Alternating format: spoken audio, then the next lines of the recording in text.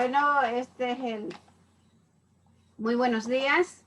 Esta es la temática que vamos a ver hoy en día, ¿verdad? Que tiene algunos subtemas, como son ecosistemas, hábitat y nicho, método científico y los modelos. ¿Ya? Y tenemos otro temita que habla sobre la interacción del organismo y el medio ambiente y factores climáticos, ¿verdad? Integrantes de este equipo es Pin Yasmin, Cercado Giovanna, Riveras Andrea, Mendoza Alison y Quijije Milena.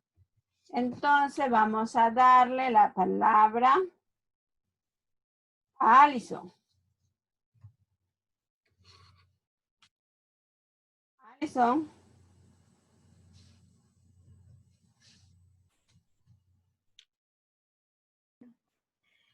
Alison.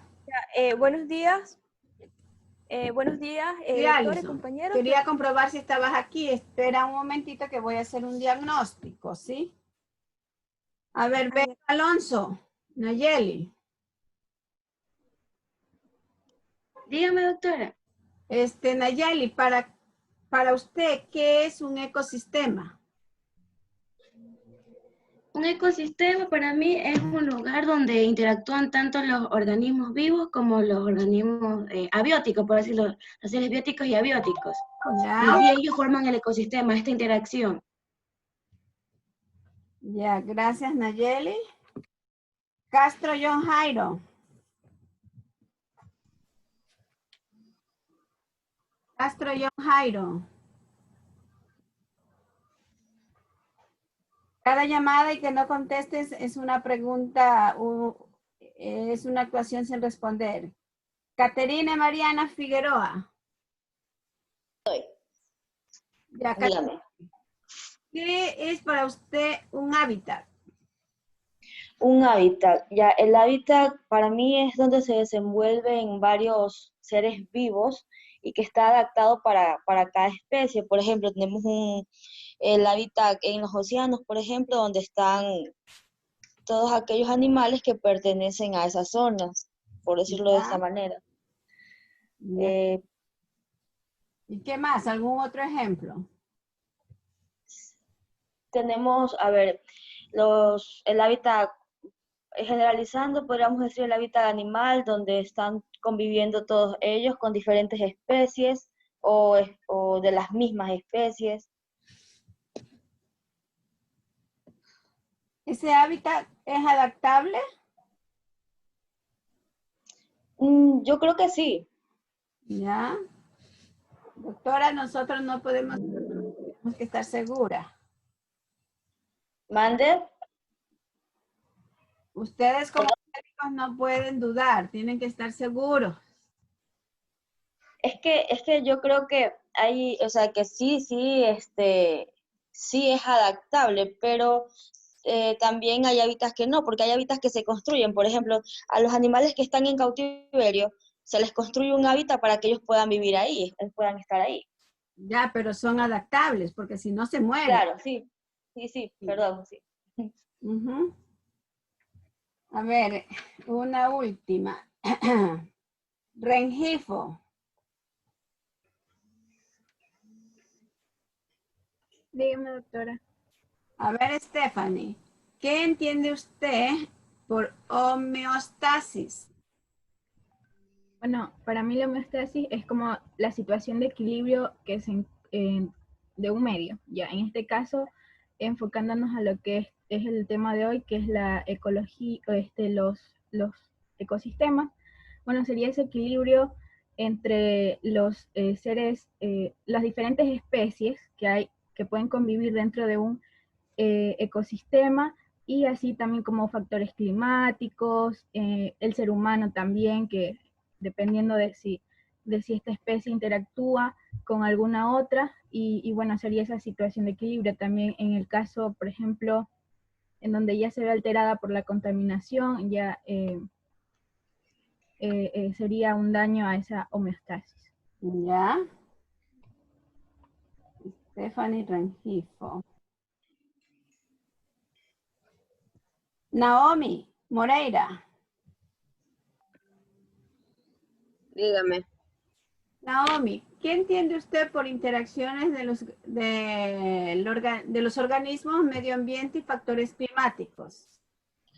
Ya, básicamente esto da a entender las interacciones que tienen los seres vivos los seres vivos con su entorno, con el medio que los rodea, porque tanto la materia inerte depende de los organismos para subsistir y nosotros como seres vivos también dependemos de ellos para poder sobrevivir. Entonces es una relación que existe entre ambos.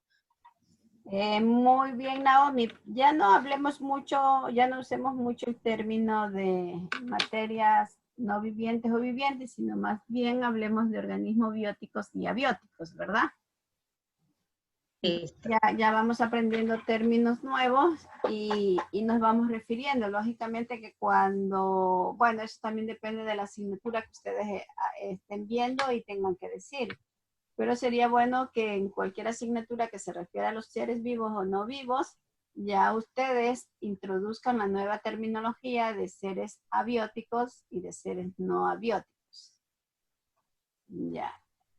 Entonces, como había dicho, ¿verdad? Alison Estefanía. Ya, buenos días, doctor y compañeros. Yo les voy a exponer sobre lo que es el concepto de ecosistema y hábitat. Ya.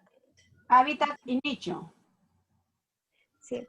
Ahora, en lo que es el ecosistema es aquella que va a estar formada por lo que es la comunidad más lo que es el medio físico. Además, aquella va a tener dos componentes que va a estar dividida tanto en lo que es la parte viva o biótica, que va a formar parte de lo que son los grupos de los organismos, tanto lo que vienen a ser las plantas, los animales y también lo que son los microorganismos. La otra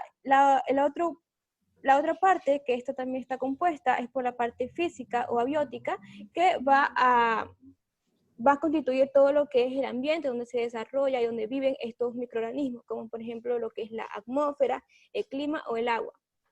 Siguiente.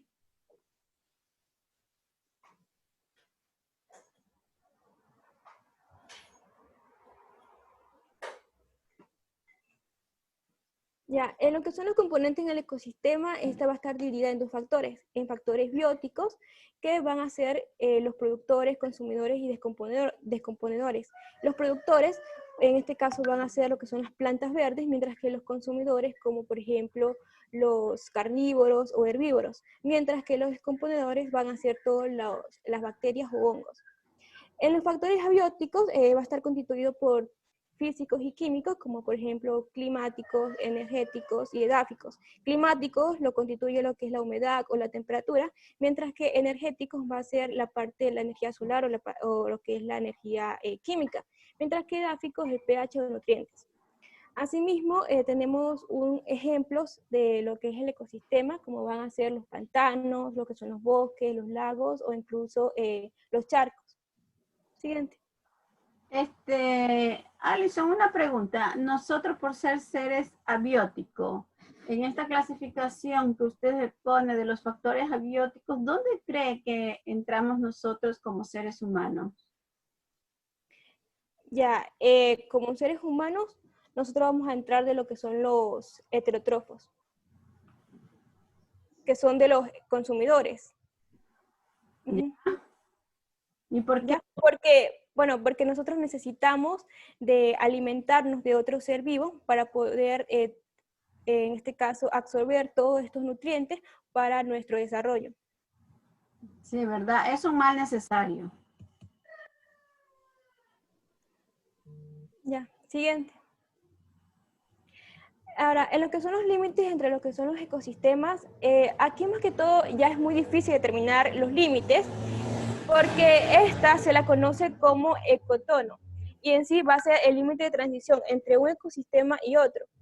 Entre lo que son los ecosistemas se van a dividir en dos flujos, los flujos de energía y también lo que son los ciclos de materia. Estos dos van a estar regulados por distintos organismos, como lo que es la cadena trófica, los productores o autótrofos, consumidores o heterótrofos, y lo que son los descomponedores. Siguiente. Un poco esta separación de que nos separa un ecosistema de otro ecosistema se llama ecotorno, ¿verdad? En este caso, como la imagen que nos muestra Alison, ¿verdad? Vemos que por acá tenemos agua y por acá tenemos, ¿verdad? El ecosistema terrestre. Entonces, ¿qué es lo que pasa? Que aquí hay como una protuberancia, ¿verdad? O podríamos decir como una pequeña isla, pero en realidad no es una isla, podría ser también como una playa, ¿no?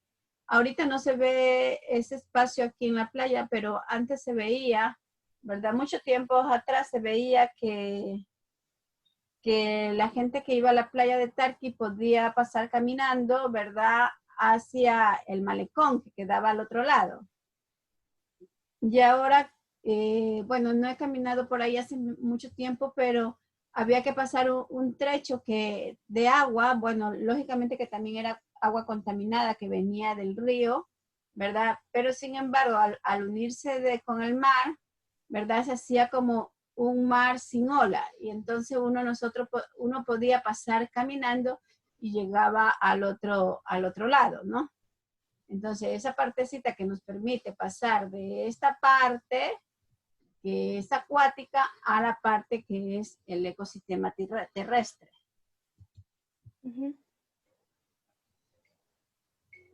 Ya, siguiente, doctora.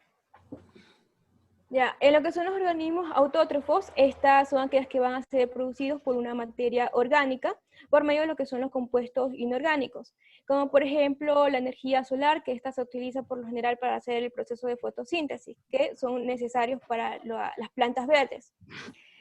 Esto de aquí se la conoce como los fotoautótrofos, que son aquellos organismos que van a depender de que van a utilizar lo que es la luz para, en este caso, utilizarlo como fuente de energía. Y asimismo los quimiautótrofos, que son aquellos que utilizan esta energía en reacciones químicas. Estos son conocidos como los organismos heterótrofos, que necesitan de la materia, de una materia orgánica, y ya está completamente pues elaborada. En lo que son los descomponedores son aquellos alimentos, son aquellos que estos organismos se van a alimentar de lo que son los restos químicos. Ya, siguiente, doctora.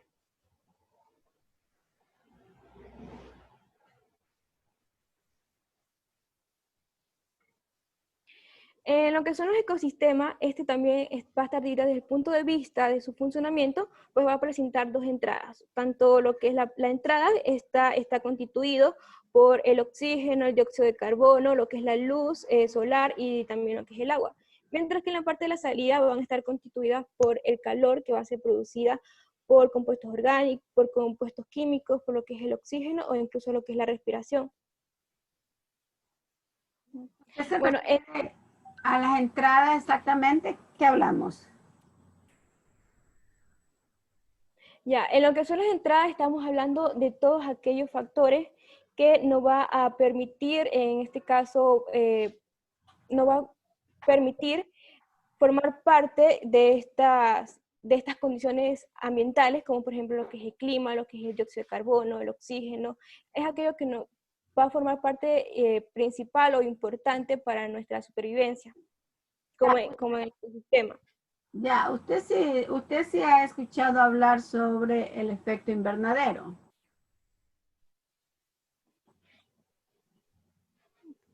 Sí, el efecto invernadero de que es del medio ambiente, de la contaminación que hablaba sobre de todos los animales que justamente se encuentran en la parte marítima, ¿no? No. El efecto invernadero no es eso. Aquello que estaba relacionado, bueno, es que había escuchado algo que estaba relacionado con lo que es la parte de los cambios ambientales, pero en realidad no tenía... En los cambios ambientales, sí, ¿verdad? Sí, las emisiones de gases que produce el ecosistema y dañan la capa de ozono. No te escucho, Jennifer. ¿Qué decías? Hablas muy rápido. Los gases que produce el efecto invernadero, los gases que produce el ser humano y daña la capa de ozono. Sí, ¿verdad? Los gases Sí, sigue Jennifer. Eso, y esto hace el efecto invernadero, pues todos los gases como el dióxido de carbono que afecta al medio ambiente. Sí, ¿verdad? Es un poco lo que se refiere Jennifer, ¿verdad? Nosotros sabemos que nosotros como humanos, ¿verdad? Hacemos diversas o diferentes acciones que perjudican nuestro ecosistema, ¿no? Imaginémonos que, a ver, como este ejemplo que tienen ustedes, el CO2, ¿verdad? Por la fábrica, nosotros por la basura, nosotros en la respiración, vamos eliminando CO2, ¿verdad? Unas industrias, pues también encontraremos metano en el ambiente y así sucesivamente. Entonces, todos esos gases, ¿verdad? Forman como que si fuera un toldo, ya vemos así, un mosquitero.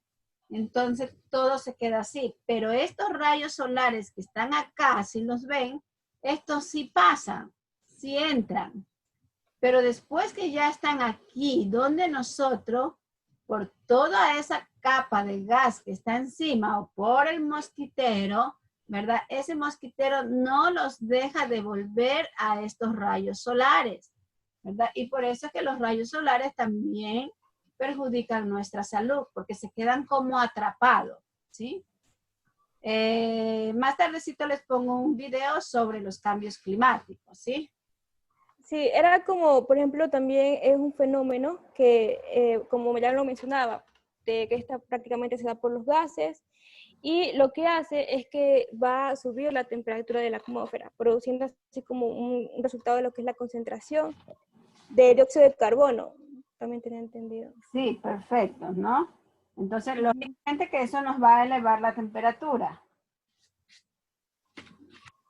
Y además de los gases, ¿verdad? Como tenemos el dióxido de carbono, nosotros podríamos encontrar muchos otros gases, como el óxido nitroso, sí, el etano, entonces todo el metano, entonces todo el metano, todos esos gases son los que van a perjudicar nuestro ecosistema y por ende también nuestra salud. Sí. Aquí estábamos, ¿no? Y imagínense que nosotros también involuntariamente también influimos en eso, porque ustedes saben que nosotros, así como recibimos oxígeno, ¿qué eliminamos nosotros? Dióxido de carbono. Ya, ¿verdad? Entonces, imagínate, por eso es que dice que uno en un lugar cerrado, ¿verdad? Tiene que tener una puerta para ver intercambio del gas, porque el oxígeno es un gas. ¿Ya? Entonces, cuando nosotros estamos, suponte que en una aula, ustedes son 33 creo, ¿no? Sí, 35 tengo yo en la lista. Son 35. Y que si el aula no tuviera ni siquiera 1 metro para cada uno y nosotros tendríamos que estar 3 horas, algunos de ustedes se podía darle cefalea y se queda como adormecido por el dióxido de carbono que nosotros estamos respirando. Por eso se aconseja mucho que cuando uno anda con niños, con bebés, muchas familias saben dejar al niño dentro del carro. Dependiendo de la temperatura y del tiempo que el niño está en el carro, ese niño puede morir asfixiado. ¿Sí? Entonces, todos esos cuidados tenemos que tener. Gracias, Avison.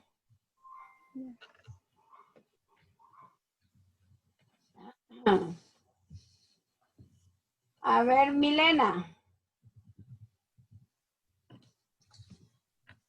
Sí, doctora. ¿Seguimos? Ya. Bueno, a continuación yo les voy a hablar sobre lo que es el hábitat y sobre lo que es el nicho ecológico, ¿no? Bueno, el hábitat, esta en sí se la puede definir como cualquier sitio donde puede llegar a vivir cualquier tipo de organismo. Incluso en la imagen podemos ver que un hábitat se la puede definir incluso hasta el océano, hasta la rama de un árbol, puede ser una cueva, un hormiguero. Entonces cualquier sitio donde pueda llegar a vivir un organismo se lo denomina como hábitat.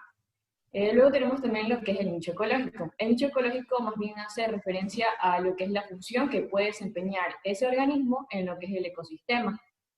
En sí, esta también representa lo que son las condiciones ambientales que un organismo puede tolerar Y dentro de estas condiciones puede abarcar tanto los factores físicos y químicos, que puede ser desde la temperatura, puede ser lo que es la humedad, incluso lo que es el pH, pero también van a existir lo que son factores, lo que son biológicos, que incluso abarca hasta la alimentación. La Sí. siguiente. Te voy a interrumpir, puedo pasar este video, ¿no? Entonces veamos dónde va a estar compartir. Compartir sonido de la computadora. Y no sé dónde poner el link del video. Aquí encontré.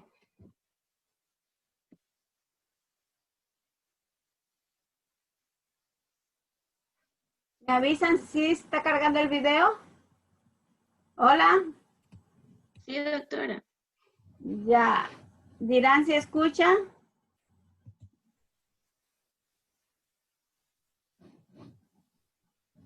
No ¿Escuchan? se escucha. No, no se escucha. Déjame ver qué Didáctica 5 que estamos. Ahora digan. Hola chicos y chicas, bienvenidos a un nuevo vídeo Sí, ahora sí. de YouTube, No me toques las ciencias. En este vídeo, que va a ser un vídeo express, os voy a aclarar algunos conceptos breves referentes a la unidad didáctica 5 que estamos viendo en clase sobre el estudio de los ecosistemas. Los 4 conceptos que vamos a ver así por encima y brevemente va a ser el biotopo, la biocenosis, el nicho ecológico y el hábitat. Por una parte, respecto al biotopo y la biocenosis, son 2 conceptos básicos importantes a la hora de estudiar un ecosistema. Como ya hemos visto en clase, un ecosistema no es otra cosa más que un conjunto de seres vivos que van a vivir o que van a habitar en un determinado lugar, las características de ese propio lugar, de ese medio, y las relaciones que se establecen no solo entre los seres vivos, sino las relaciones que hay también entre los seres vivos y el medio, ¿vale? Eso era el ecosistema como definición general. Pues bien, en el ecosistema vamos a encontrar 2 partes, el biotopo y la biocenosis. Vamos a definir el biotopo como la parte inorgánica del ecosistema, es decir, la parte que no está viva. Todo el conjunto de factores abióticos, tanto físicos como químicos, que van a definir ese ecosistema. Por ejemplo, la energía que llega del sol, que sería un factor físico, la temperatura sería otro factor físico, las rocas, la presencia de rocas, grava, viento, todo eso serían factores físicos. Y otros factores químicos que podrían definir el biotopo serían, por ejemplo, las precipitaciones, ya que estamos hablando de agua como sustancia, o los nutrientes que existen en el suelo, que también serían otros factores químicos que encajan dentro del biotopo. Y por otra parte tendríamos la biocenosis. La biocenosis sería toda la parte biótica, todo el conjunto de seres vivos que habitan en ese ecosistema. También se conoce como comunidad, ¿vale? Comunidad de seres vivos o comunidad biológica. Así como veis, si sumamos biocenosis al biotopo, tenemos por fin el ecosistema, que sería el conjunto total. Es importante recalcar que nada está aislado, nada está estancado, es decir, que hay una relación muy estrecha entre el biotopo de un ecosistema y la biocenosis del ecosistema, ¿de acuerdo? Existen relaciones entre unos y otros, y unos condicionan a otros. Es decir, que el biotopo condiciona a la biocenosis. Todas las características inorgánicas del ecosistema condicionan la vida de la biocenosis. Al igual que la biocenosis, es decir, los seres vivos modifican el biotopo. El biotopo no es estático, no permanece quieto a lo largo, o estático. Las características del biotopo no permanecen estáticas a lo largo del tiempo, sino que la biocenosis, los seres vivos, modifican el biotopo. Vamos a ver 2 ejemplos a continuación que ilustran muy bien estos 2 tipos de situaciones. Por una parte tenemos, por ejemplo, la formación del suelo. Es un ejemplo en el que la biocenosis modifica el biotopo. En este caso el biotopo sería, por ejemplo, el suelo, una roca. Es algo inorgánico, es algo inerte, y aquí tenemos seres vivos que modifican el biotopo. Por ejemplo, la vegetación que con sus raíces, poco a poco, van degradando la roca madre del suelo y van formando un suelo mucho más degradado. Como estamos viendo, las raíces de un ser vivo, las raíces de un vegetal, modifican el suelo, modifican el biotopo. Y también tenemos otra gran cantidad de animales, como pueden ser anélidos, gusanos, artrópodos, insectos, moluscos, que poco a poco van haciendo vida en el suelo y también lo van degradando, también lo van destruyendo. Y hemos pasado de un suelo de este tipo a otro suelo de este tipo. Como veis, la biocenosis, es decir, los seres vivos, modifican el biotopo. En este caso, modifican el suelo. Y aquí tenemos otro ejemplo al revés. Cómo el biotopo condiciona a la biocenosis. Hemos dicho que el biotopo es la parte inorgánica del ecosistema, determinados factores abióticos, físicos o químicos del ecosistema. Pues dos de esos factores pueden ser, por ejemplo, los nutrientes que hay en el suelo o las temperaturas del ambiente. Estas dos características, que son biotopo, condicionan a la biocenosis, es decir, condicionan a los seres vivos. Por ejemplo, en este caso, dependiendo de los nutrientes que haya en el suelo, se determina la distribución de la vegetación. Seguramente que todos estos árboles que tenemos aquí, o que tenemos distribuidos por aquí, crecen solo en esa zona porque en el suelo se dan una serie de características concretas para que puedan crecer esos árboles. Sin embargo, en este claro del bosque no crece vegetación de este tipo, no crecen árboles, no crecen vegetales de mayor envergadura, porque seguramente el suelo sea más pobre en nutrientes o el suelo tenga alguna estructura diferente, de tal manera que impida el crecimiento de este tipo de vegetación. Por lo tanto, en este caso, los nutrientes del suelo, es decir, el biotopo, condiciona a la biocenosis, condiciona al crecimiento de estos seres vivos. Y en este otro ejemplo, en el que valoramos otro factor abiótico o del biotopo, como son las temperaturas, también condiciona la distribución de los seres vivos, porque en determinados ecosistemas, según las temperaturas que hay a lo largo del año, puede ser que algunos seres vivos se desplacen, migren de ese ecosistema y se desplacen a otro. Pues en este caso ocurre algo similar. El biotopo, en este caso las temperaturas, condicionan a la biocenosis, condicionan al desplazamiento o a la distribución de determinados seres vivos. Y ahora vamos a acabar este vídeo express con otros dos conceptos importantes en los ecosistemas, como son el hábitat y el nicho ecológico. Por una parte tenemos aquí las dos definiciones muy claras. El hábitat no deja de ser otra cosa más que el lugar físico de un ecosistema, el lugar donde viven los individuos de una especie. Mientras que el nicho ecológico es el papel que tienen en ese ecosistema, es decir, es el trabajo que desempeña una especie en un ecosistema concreto, que viene definido pues, por su comportamiento, si es nocturno, diurno, o por el tipo de alimento que consume, si es herbívoro, carnívoro, o incluso dónde se encuentra ese alimento o cómo lo consigue. Por ejemplo, si llevamos estos dos conceptos a la especie humana, podemos decir que el hábitat es el lugar físico donde vive, es decir, en vuestro caso sería la dirección postal de vuestra casa, donde está vuestra casa o, por ejemplo, la localidad en la que vivís. Eso sería simplemente el hábitat. Mientras que vuestro nicho ecológico sería el papel que desempeñáis en la sociedad, que sería, por ejemplo, asistir a clase como estudiantes o vuestro comportamiento, si sois diurnos o nocturnos, entiendo que mayormente diurnos, o el tipo de alimento que consumís, si sois omnívoros, carnívoros, etc. Ese sería vuestro nicho ecológico. Aquí tenemos otro ejemplo muy sencillo refiriéndonos a una hiena. Pues, por ejemplo, el hábitat de la hiena sería la sabana africana, el lugar donde vive, mientras que su nicho ecológico sería pues, considerar que la hiena es un depredador carroñero. Es muy importante centrarnos en el nicho ecológico. Como he dicho anteriormente, porque el hábitat es fácil de entender. El hábitat de una especie es simplemente el lugar donde vive. Pero a veces cuesta entender un poquito más el nicho ecológico. Y también podemos definir el nicho ecológico como la función o el trabajo que desempeña esa especie en el ecosistema. Y es que el nicho ecológico muchas veces es muy difícil de definir. Incluso en la propia especie, conforme ésta va creciendo, puede cambiar. Por ejemplo, una misma especie puede tener diferentes nichos ecológicos a lo largo de su ciclo vital.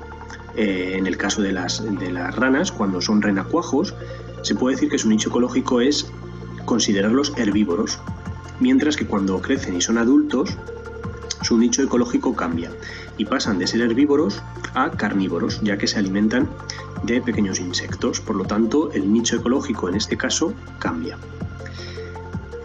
También es muy difícil que el nicho ecológico de una especie coincida exactamente con la de otra. Por esto, dos especies que compartan el mismo hábitat seguramente tengan nichos ecológicos diferentes. En este caso, las cebras y los ñus seguramente que comparten el mismo hábitat, que puede ser también la sabana africana, pero mientras que las cebras comen tallos altos, los ñus comen las hojas o las vainas de los frutos. Entonces cada uno tiene su nicho ecológico, pudiendo así compartir el mismo hábitat. Aquí hay otro ejemplo similar, ¿vale? Dos especies pueden compartir hábitat, pero nunca el nicho ecológico. Por ejemplo, la jirafa y la cebra comparten el mismo hábitat, estamos poniendo siempre el mismo tipo de hábitat, la sabana africana, pero nunca van a compartir el mismo nicho. Mientras que la jirafa se alimenta de ramas altas, la cebra, evidentemente por su fisionomía, pues va a alimentarse de vegetación a ras de suelo. ¿Por qué pasa esto siempre? Porque aunque compartan hábitat, nunca comparten nicho. Porque evidentemente si compartieran nicho, se daría una situación de competencia muy fuerte, ya que las dos especies lucharían por el mismo recurso y solamente ganaría la mejor adaptada. Por eso, aunque momentáneamente dos especies compartan el mismo nicho, esa relación de competencia va a hacer que gane la más fuerte y va a desplazar a la otra de ese hábitat. Entonces, o se las apañan para tener nichos diferentes dentro del mismo hábitat, o si no buscan nuevos nichos, cada uno en el suyo, una desplazará a la otra por competencia y la apartará de ese hábitat. Y hasta aquí los conceptos que hemos visto, el de biotopo, biocenosis, hábitat y nicho ecológico, correspondientes a la unidad didáctica, el estudio de los ecosistemas. Espero que estas explicaciones breves de este vídeo express os hayan sido útiles. Ya sabéis que hay mucha más información en nuestro canal de Instagram, en el resto de vídeos que vamos subiendo de YouTube o en el propio.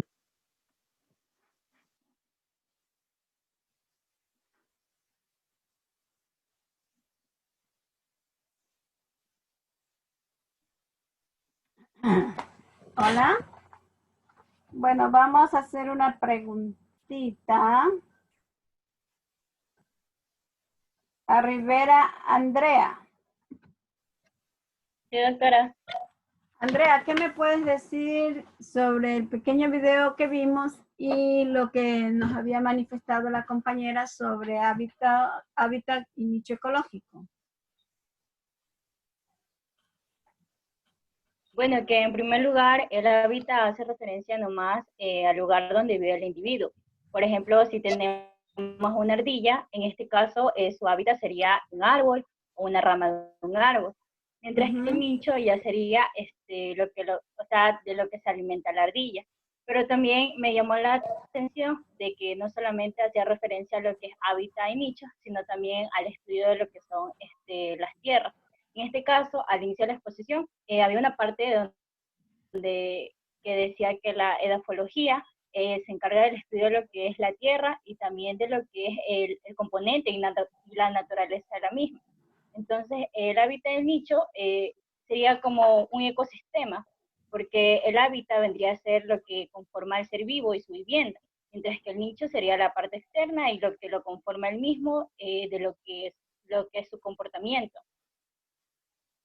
Sí, ¿verdad? En muchas literaturas también dice, bueno, ustedes sabrán que como la ecología es una ciencia joven, ¿verdad? En ciertas literaturas dicen que también el nicho ecológico viene a ser como una protección, ¿verdad? Imaginémonos que él ponga, por decir, un ejemplo del conejo y el tigre, ¿ya? ¿Verdad? Podríamos decir que el tigre se va a comer al conejo porque él necesita alimentarse para poder sobrevivir. Pero sin embargo, el conejo tiene esa partecita, esos huecos que hacen debajo de la tierra para esconderse, ¿verdad?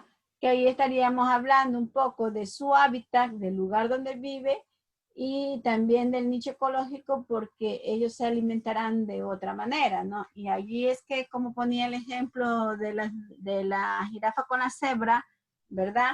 Y entonces están en un mismo hábitat, pero sin embargo no están unidos, ¿verdad? Siempre los va a separar una línea, como una frontera, porque si no, imagínense que si hubiera la pelea entre ellas, quién a quién se come a quién, ¿ya? Como decía un compañero, lamentablemente nosotros nos comemos las gallinas, es un mal necesario. Si tú tienes que alimentarte y tienes a la gallina, tienes que comer, ¿no? Lógicamente que la diferencia nuestra es que no la comemos cruda, sino que se prepara. Entonces, eso vendría a ser una diferencia que a pesar de ser humanos, nosotros también estamos dentro de este ecosistema. Por eso nosotros estamos estudiando la ecología humana. ¿Hay alguien un voluntario que quiera decir algo? Hola. No hay voluntario en esta aula. Bueno, sigamos, por favor.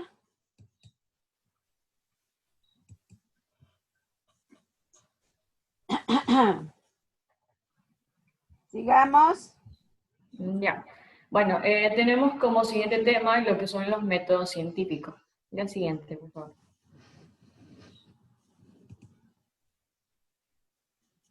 Ya.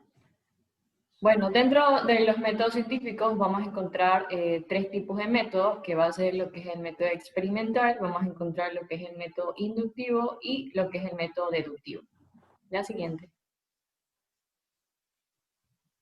Disculpa, no te veo.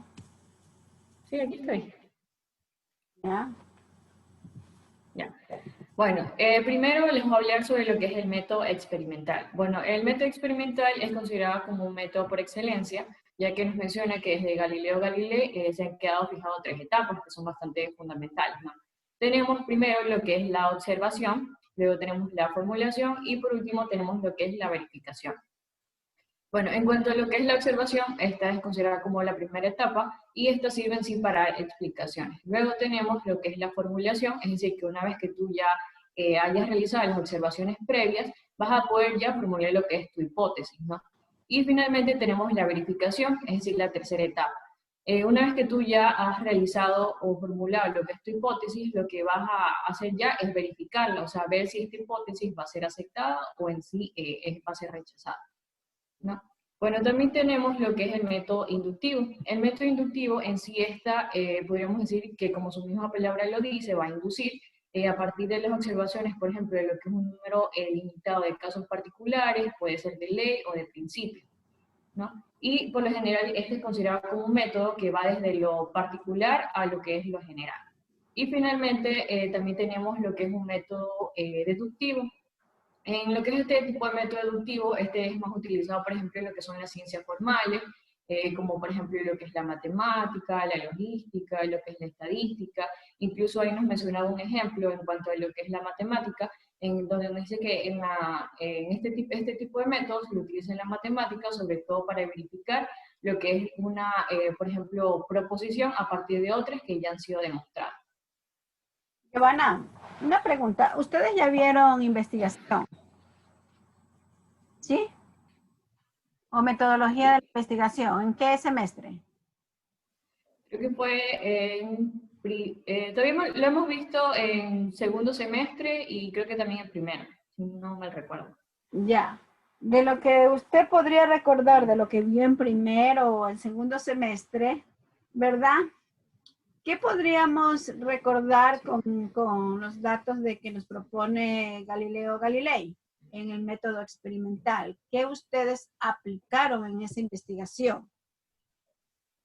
Bueno, si no me recuerdo, en primer semestre, por lo general creo que hicimos una investigación creo que era un hospital, sí, es un hospital, y por lo general creo que no sé específicamente qué tipo de método experimental, porque siendo sincera, casi no, o sea, según yo, no aprendí muy bien lo que es el método, estos tipos de métodos específicamente, de verdad, siendo sincera.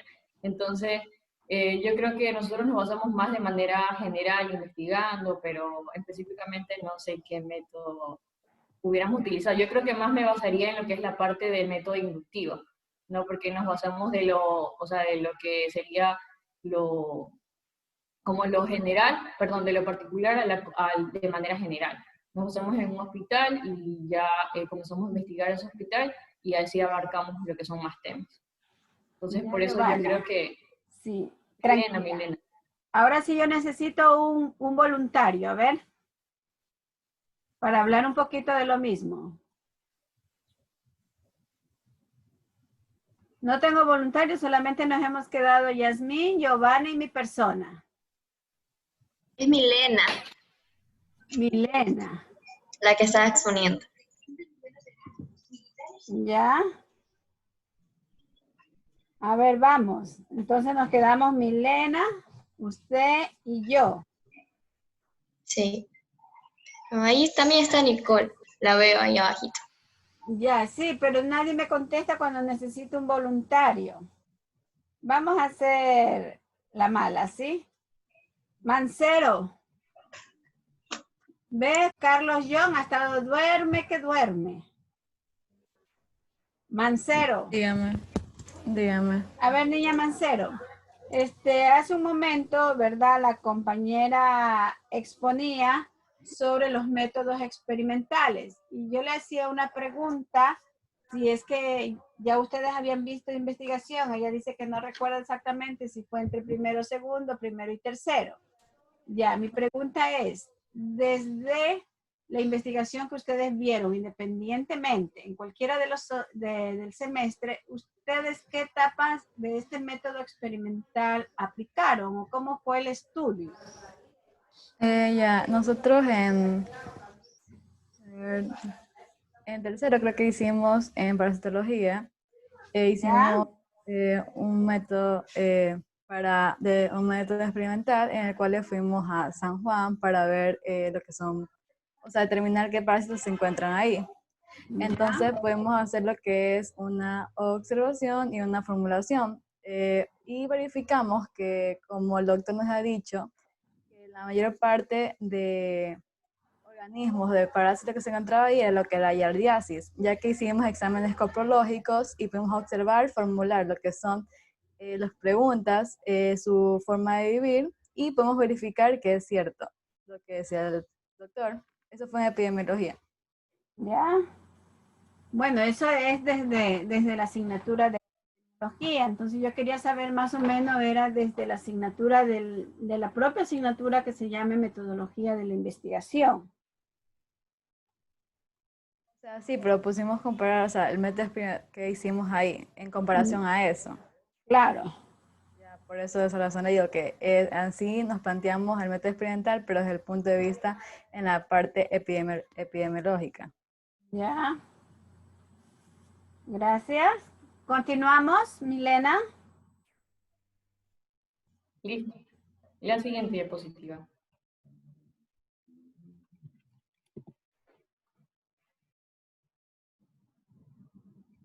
Ya. Bueno, ahora les voy a hablar un poco sobre lo que es la ecología. Bueno, en lo que es la parte de la ecología nos habla sobre lo que es una ciencia natural, porque, por ejemplo, su objetivo es el estudio de la naturaleza, pero asimismo también se la define como una ciencia empírica, debido a que sus proposiciones deben ser, por ejemplo, verificadas con lo que es la experiencia. Dentro de este tema nos menciona que por lo general se va también, para su desarrollo, se van a utilizar lo que son métodos científicos, que en sí el más utilizado va a ser el método experimental, pero asimismo también va a estar, en pocos casos también se utiliza lo que es el método deductivo, o muchas veces en combinación a ambos. Y en la siguiente diapositiva tenemos un ejemplo sobre eso. Ya. Bueno, como ustedes pueden ver ahí nos menciona sobre una hipótesis. O sea, una vez que ya tuvo la investigación, se hizo una hipótesis acerca de ciertos cultivos, como lo que era el de la soja, que son como ciertos granos que ustedes pueden ver en la imagen. Bueno, sí, la hipótesis era que muchas veces, por ejemplo, al utilizar lo que son fertilizantes del fósforo en la tierra, ellos suponían que podía aumentar esta producción. Esa era la hipótesis que ellos tenían. Entonces, posteriormente, se hizo una comprobación sobre este estudio, se realizaron lo que son estudios de campo, para esta manera recolectar lo que son datos. Y finalmente, para verificar esa hipótesis, obviamente era necesario experimentar. Una vez que tú ya experimentabas, ya podías verificar si esa hipótesis que ellos tenían era cierta o no. En eso se basa este ejemplo. ¿Verdad? Y también lo que pasa es que se hizo también este mismo estudio, ¿verdad? Se puede ver dependiendo de qué objetivos encontramos, porque a lo mejor, como no se habla de toda la experimentación, a lo mejor primeramente hubo un estudio de suelo y se alimentó el suelo con fósforo, ¿verdad? Y posiblemente pues el suelo estaba rico en fósforo y no necesitábamos alimentarlo. Y el otro estudio podría, o sea, se me ocurre, ¿no? Que si nosotros fuéramos ingeniero agrónomo, cogíamos, bueno, son 5 de cada equipo, bueno, cada uno tiene una parcela y vemos, sin estudiar el suelo, venimos y ponemos, a ver, a este le ponemos fósforo, a este le ponemos hierro, a ver qué pasa, ¿sí? Y después podríamos observar, la parcela de Nicole tiene el grano de la soya un poco más grande. Entonces, bueno, vamos a ver por qué, ¿no? Entonces, de pronto puede ser que esa tierrita estaba bien abonada y tenía los nutrientes y por eso creció mucho. Es lo mismo que pasa con nosotros los humanos, ¿verdad? Si nosotros damos de alimentar a un niño, por decir, cumplimos lo que dice la normativa, los 6 primeros meses lactancia materna exclusiva. Es decir, que al niño no le debemos dar ni una otra cosa que no sea solo la leche materna. Luego de los 6 meses, ¿verdad? Tenemos lactancia materna más la comidita que podamos dar, o sea, la comida que el niño pueda consumir. Y entonces vamos a ver que si un niño está bien atendido, él va a crecer y va a desarrollar sus funciones. Crecimiento es una cosa y desarrollo de funciones es otra cosa. Bueno, eso ya ustedes creo que lo ven en pediatría, también lo van a ver en nutrición. Entonces son 2 cosas muy diferentes, ¿sí? Y es igual, o sea, nosotros asociamos una cosa que podemos hacer con nuestra tierra, que es un sistema abiótico, ¿verdad? O es un organismo abiótico, y nosotros podríamos traspolar esos conocimientos a los niños, que es un ser biótico. Ando mal con la garganta. Ya, gracias. Milena, ¿no? A ver, Giovanna. Aquí estoy. Ya, por favor. Ya.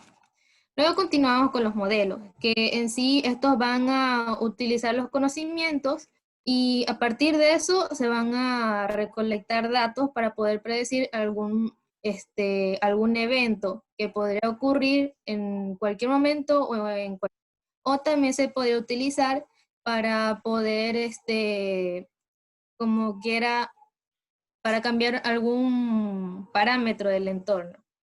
La siguiente, por favor. Un modelo es un modelo a seguir, ¿verdad? Ajá. O sea, ¿qué es lo que nosotros queremos seguir? Si hablamos de modelos, por ejemplo, que si usted me puede decir, a ver, Giovanna, nosotros vamos a hacer un uniforme de vestido para recibir las clases de ecología, por decir. Entonces, usted puede decir, bueno, no las conozco físicamente, ¿no? Pero de pronto yo les digo, a ver, vamos a hacer un modelo rizado en la cintura y ancho. Y usted me puede decir, no, doctora, mire que yo estoy gordita y eso me va a ver más gorda, ¿no? Eso sabemos decir.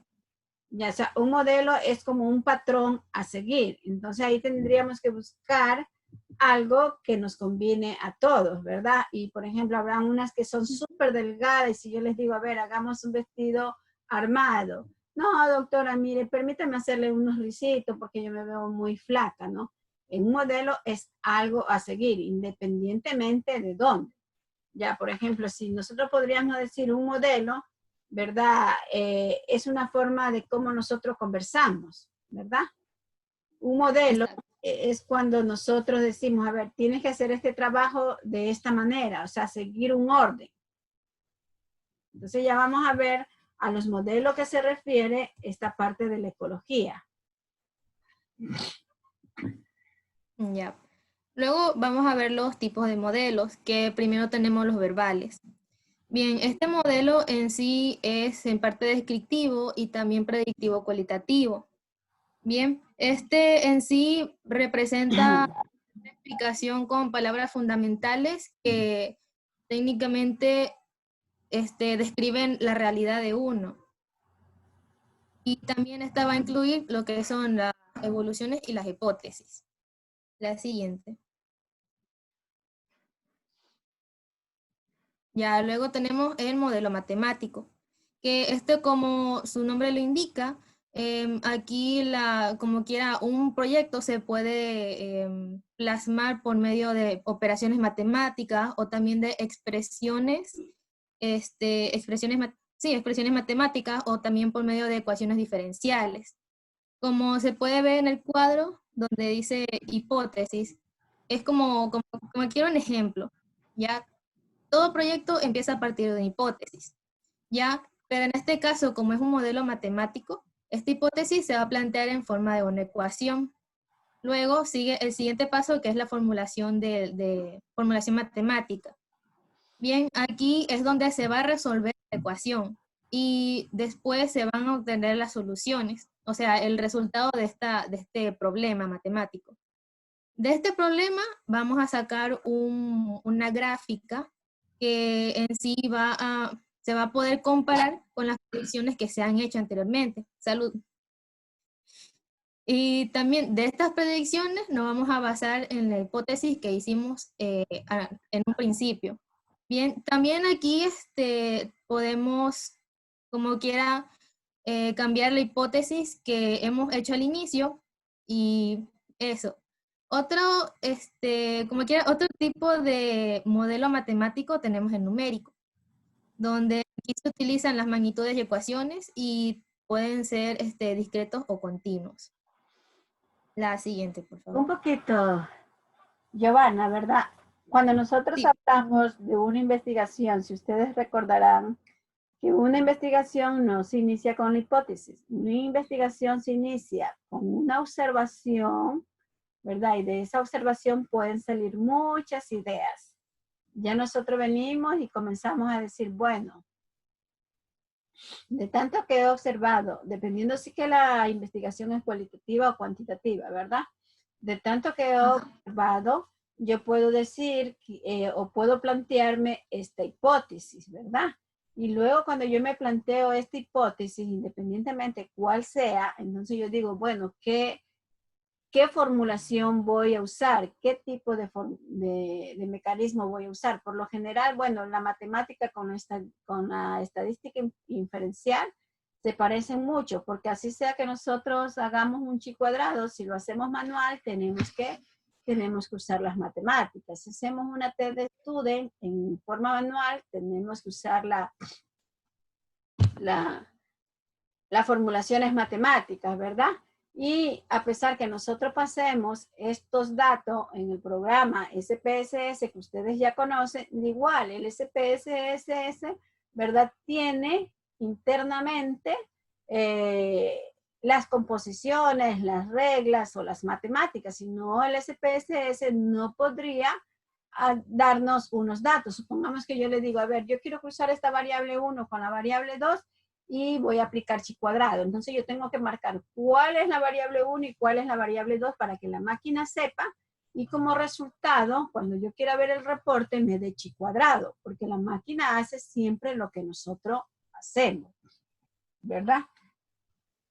Y yo sé que siempre combinamos, ¿verdad? Si hablamos de números, estamos hablando de matemáticas. Si hablamos de pruebas estadísticas, estamos hablando de matemáticas, ¿no? Entonces, no olvidemos, yo creo que necesito que ustedes comprueben que la investigación no se inicia aquí, la investigación se inicia con observación. De esa observación que nosotros hayamos podido tener, ¿verdad? Vienen ideas y de esas ideas nosotros podríamos decir, bueno, este es el problema. Ya que yo he formado el problema, ahora sí, ¿qué quiero hacer? ¿Qué quiero averiguar? ¿Qué hipótesis me puedo plantear? Y después que yo ya tengo planteadas hipótesis, ¿cómo voy a probar esa hipótesis? ¿Sí? Es un modelo, es como un orden que tú tienes que seguir. Cuando ustedes vieron investigación en primero, en segundo, en tercer semestre, en cualquiera de los semestres que ustedes hayan visto, ¿verdad? Siempre les asumo yo que les han de haber enseñado un protocolo. Y ese es el protocolo que tienen que seguir. O sea, se sabe que tienen que haber, que el protocolo tiene que hacer, o el modelo ya. Uno te entrega el modelo y eso es. Por ejemplo, yo entregué una guía para que hicieran una tarea.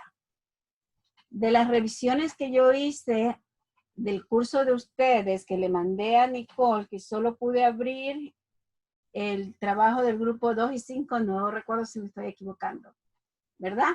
Y uno de los equipos no me había seguido el orden, o sea, porque el orden tenía número 1, 2, 3, 4, 5, ¿verdad? Así tenía el informe. Entonces, uno de los equipos que ya revisé omitió ese orden. Entonces, quitó los numerales. Entonces, ese es un modelo que yo les envié a ustedes. Inclusive yo les dije, en esta misma hoja pueden ir desarrollando el trabajo, ¿sí? Entonces, es un orden o un esquema que nosotros tenemos que seguir. Ya igual, como les dije, les escribí anoche, no se preocupen por la calificación porque va a haber una segunda revisión del trabajo, ¿verdad? Y en esa segunda revisión del trabajo nosotros podemos, si se sacaron por decir, por exagerar, no me acuerdo cuánto les puse, pero imaginémonos que les puse 4. Y si ustedes en la segunda revisión se sacaron 10, entonces tienen 10 más 4, 14, dividido para 2, ya tiene 7. O sea, nosotros lo que ahorita no debemos trabajar tanto por las notas, sino más bien por aprender. Si nos equivocamos en la primera vez, en la segunda vez ya vamos a hacer las cosas mejor, ¿no? Quizás no perfecta, porque lo perfecto no existe, pero como que ya hablaron los compañeros de la parte óptima, ¿verdad? Tampoco lo creo que exista, pero como que quisiéramos hacerlo así, de esa manera. ¿Sí? Como los perros. Ay, bueno, sigamos. Ya, de ahí la siguiente diapositiva. ¿Sí? Ya, luego tenemos el modelo de los gráficos. Aquí se utilizan diagramas donde se van a simplificar los componentes de algún sistema, en donde se utilizan flechas para poder relacionarla con una acción. Por ejemplo, tenemos este diagrama, que ya lo voy a explicar, se ve un poco difícil, pero es fácil. Bien, tenemos que la E en sí significa la energía. La C y la P, que están ahí de color morado y azul, van a ser los componentes. Y la I va a ser como quiera una intersección entre dos componentes.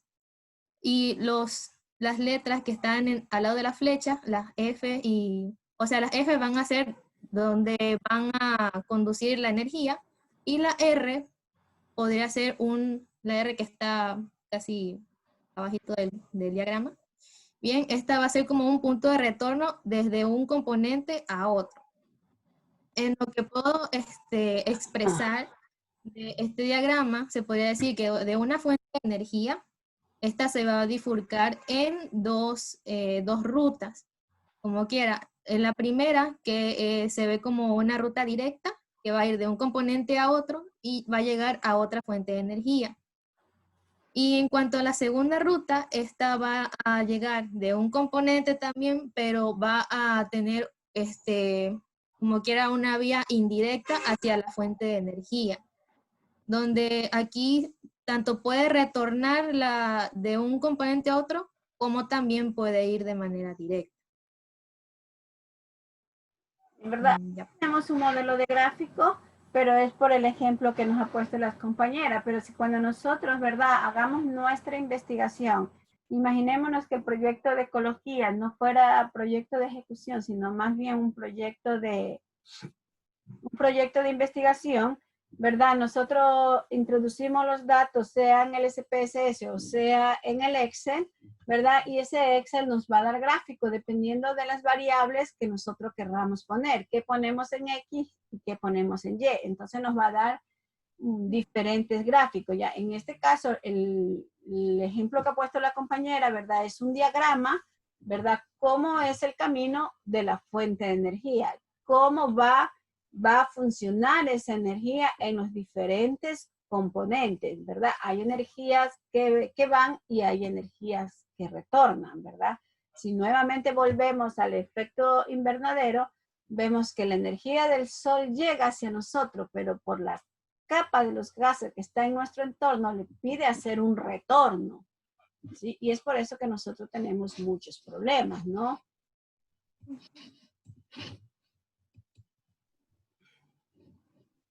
Ya luego tenemos la siguiente diapositiva, donde empieza el segundo tema de las interacciones entre un organismo, el medio ambiente, los factores climáticos.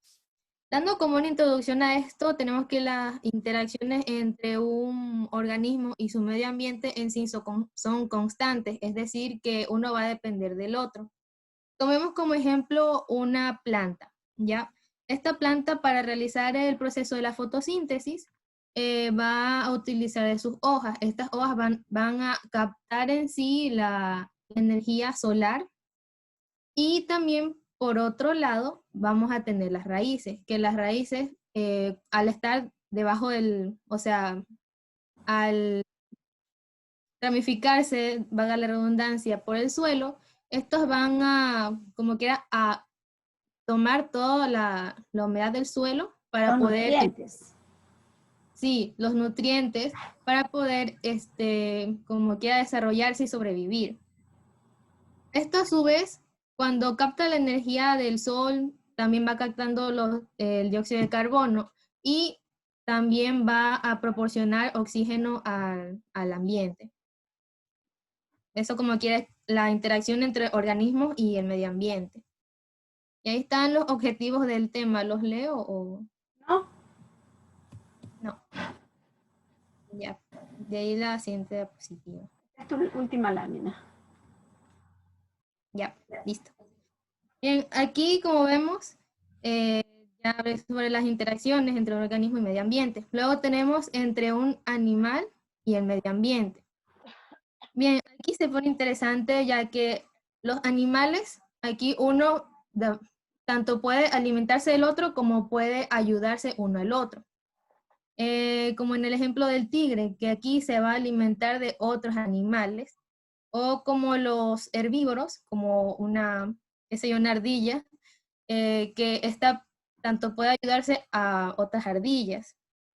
En sí, estas van a como quiera adaptarse al ambiente donde se encuentren. Y es en sí un resumen de eso. Sí, ¿verdad? Es muy duro. Nosotros también hacemos lo que hace el tigre. O sea, nosotros lo que pasa es que tenemos que tener supervivencia, ¿no? Y a lo mejor los animales herbívoros, ¿verdad? Ustedes saben que las plantas cogen los nutrientes de la tierra. Cuando llueve, se hidratan, ¿verdad? Para que en un futuro, cuando sea de cosecha, puedan dar los frutos, ¿ya? O sea, si hacen, por ejemplo, las ardillas en nuestros campos, ¿qué hacen? Se alimentan de la baba del cacao, ¿verdad? Y es bien cierto que dañan el cacao, porque le hacen un hoyo al cacao y se chupan toda la miel y las pepitas quedan botadas. O sea, hacen un mal y un bien, porque esa semilla que queda botada en el suelo, pueden hacer otro árbol, ¿sí?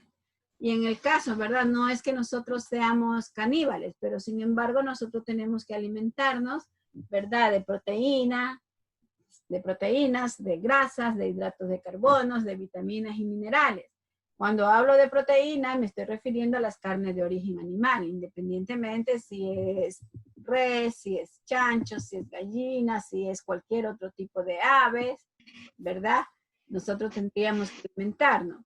Y de carbohidratos, pues bueno, vemos la papa que nace debajo de la tierra, la zanahoria, el arroz, entre otros. Vitaminas y minerales, las frutas, ¿verdad? Las verduras que nosotros podríamos cosechar. Y bueno, que la grasa está dentro de las proteínas animales, porque ustedes saben que por mucho que intentemos sacarle la grasa a una carne, y que esa carne quede magra, es decir, con bajo contenido de grasa, siempre van a quedar unos hilitos, y esos hilitos son los que son las grasas, el blanco que se ven en la carne, ¿no?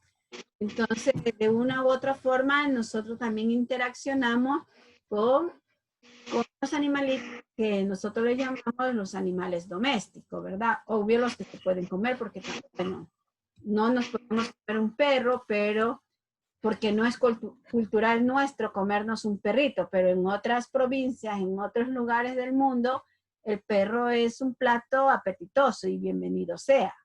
Si pongo nomás el ejemplo de la costa y de la sierra, nosotros no comemos el cuy. Bueno, creo que no todos comemos el cuy.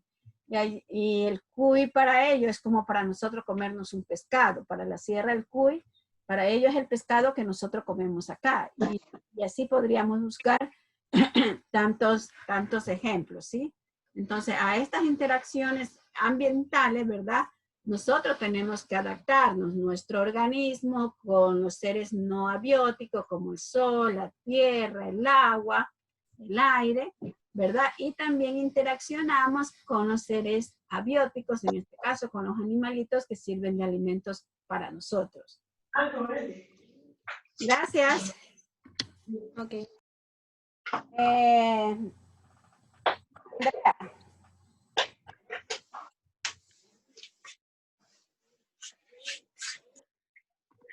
Andrea. Ya, como decía mi compañera, un papel muy fundamental en lo que es el ecosistema, habíamos dicho lo que es sus condiciones ambientales. Entonces, tenemos lo que son las variaciones. Como muestran en la imagen, tenemos que las condiciones ambientales se conforman por lo que es la luz, la temperatura y también lo que son los nutrientes. Pero estos, ¿cómo van a afectar? Bueno, nos dicen que son importantes porque tiene dos variaciones. La primera, la que es la variación temporal. Esta nos hace referencia a las variaciones diarias y como ejemplo nos ponían las estaciones del año. Por último tenemos las variaciones espaciales. Estas más hacen referencia a lo que es la altitud y la latitud. Por ejemplo, en las variaciones temporales nos decía que en este caso el organismo o el ser vivo tenía tendencia a, como quien dice, adaptarse. Por ejemplo, el cactus es una planta que ya tiene un sistema de adaptación a lo que es esa condición climática, que es desértica. Siguiente.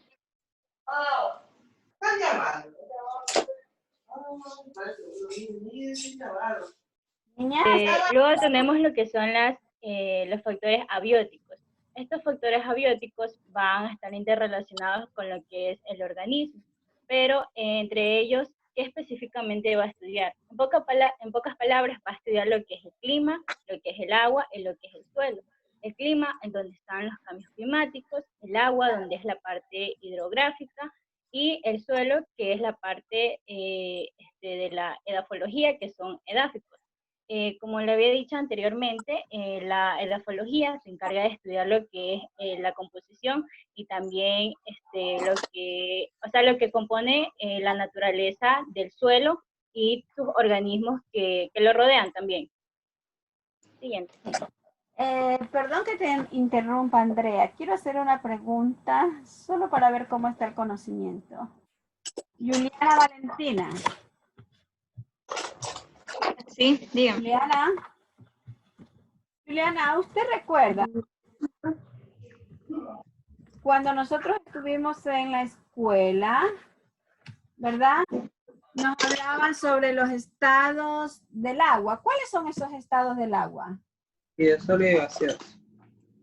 Sólido, líquido y gaseoso, sí, lo que dijeron. Y si yo solamente nombré a una, cuando yo pido voluntarios, no voluntarios. ¿Ya? A ver, ¿cuáles son esos estados físicos? Los tres estados, sólido, líquido y gaseoso. Líquido como el agua del mar, el sólido como conocemos el hielo, y gaseoso las nubes. ¿Ya? ¿Verdad? Justamente. ¿Y qué es lo que hace el ciclo del agua?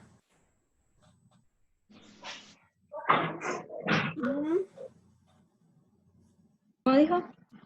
El ciclo del agua.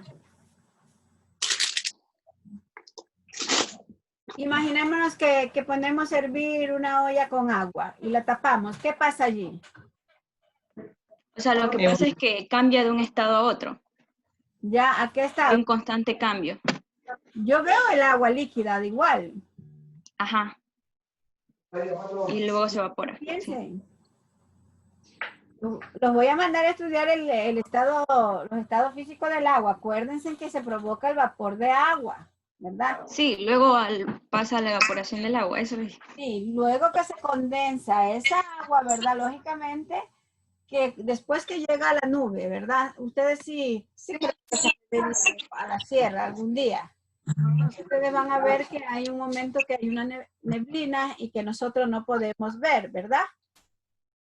Y pues, y después de la neblina vienen y caen unas gotitas de agua, o sea, de la temperatura que tienen, ese gas, ese vapor se enfría y vuelve nuevamente a retornar a nuestro espacio en forma de agua. Ya les voy a poner un vídeo, ¿verdad? Más tardecito le envío estas láminas con los vídeos para que ustedes puedan observar. Ya. A ver, ¿a quién le pregunté ahorita? Gómez. Gómez. Gómez, ¿de qué equipo eres? El número 2. Ya. Gómez, Juliana. Ya, gracias, Juliana. Ya, sigamos. Ya. Siguiente diapositiva.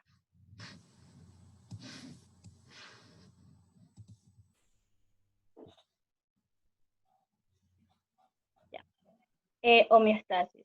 ¿Qué quiere decir el término homeostasis? El término homeostasis significa equilibrio, pero ¿cómo lo relacionamos con el ecosistema? Este de aquí nos dice que los organismos van a responder a ciertos cambios. Entonces, estos cambios van a hacer que el ser vivo sienta una adaptación, ya que pueden tener a lo que es una adaptación a lo que es el clima, a lo que son las elevadas temperaturas o bajas temperaturas.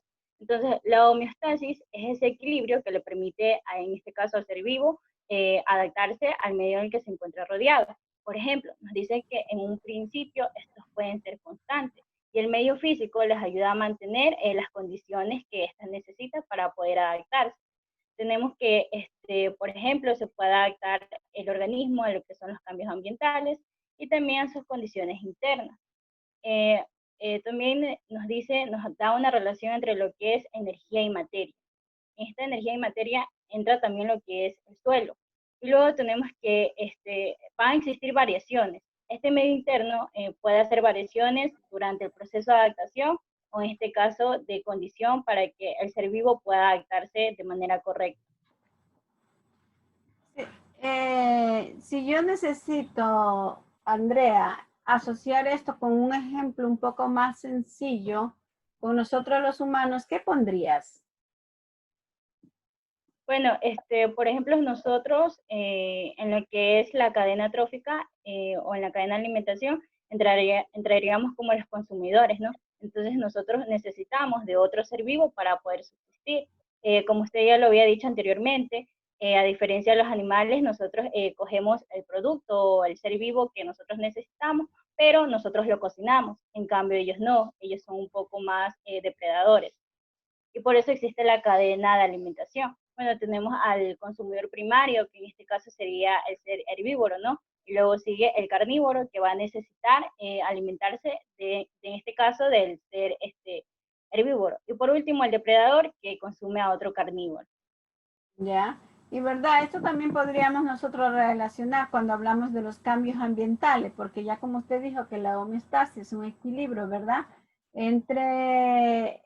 Que tiene el organismo entre el ambiente, entre nuestro ecosistema, tanto interno como externo. Ya, y sí, por eso hacía referencia a lo que son las variaciones de temperatura y nos hacía como ejemplo la temperatura diaria. En este caso, ese ejemplo serían las estaciones del año. Por ejemplo, ahora ya entramos a lo que es el frío. Sí, ¿verdad? Y nuestro sistema termorregulador, ¿verdad? Nos acondiciona para poder soportar bien una alta temperatura o una baja temperatura. Bueno, nosotros aquí en la costa no sentimos tanto frío como puede existir en la sierra, ¿no? Y también si nosotros estamos dentro de la casa, pues lógicamente podríamos estar en en un clima muy diferente, y en el momento que ya salimos al patio o a la calle, pues nosotros podríamos sentir en nuestro rostro un frío, un aire caliente o un aire frío, ¿verdad? Que se debe a la temperatura y a la dirección que llevan los vientos. Siguiente diapositiva. Sí.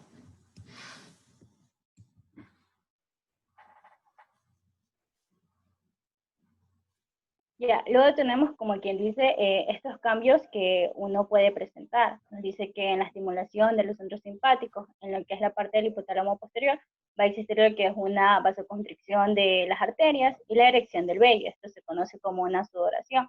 Si ponemos un ejemplo, cuando una persona de la sierra viene a la costa, ellos van a sentir constante calor y lo primero que dicen es, yo no me hallo en este clima, a mí me hace sudar mucho, extraño el clima de la sierra. Y el caso contrario sería cuando nosotros vamos a la sierra, uno siente como una falta de aire porque no está acostumbrado a ese clima. Entonces, al viajar, lo que es subir la cordillera, lo que cuando algunas de las personas le dan mareos, se ponen pálidos y todo lo demás, lo primero que dicen es, le cogió la altura. Entonces, ese podría ser como un ejemplo de lo que es la variación. Luego tenemos lo que es la recepción del mensaje hacia el hipotálamo anterior, ya no posterior, sino que en este caso va a ser anterior. Va a ocurrir el proceso contrario, que es el aumento de flujo y la sudoración, pero esto se lo conoce como enfriamiento. Incluso el enfriamiento se puede dar no solamente por un cambio climático, sino también por una situación que a uno le preocupa. Se puede dar una sudoración por preocupación, pero puede ser normal, y en otras cosas puede ser por nervios. Ya, y luego tenemos lo que es la vasoconstricción, que en este caso va a disminuir lo que es la sangre hacia la superficie de la piel, la erección del vello, que es la capa de aire aislante.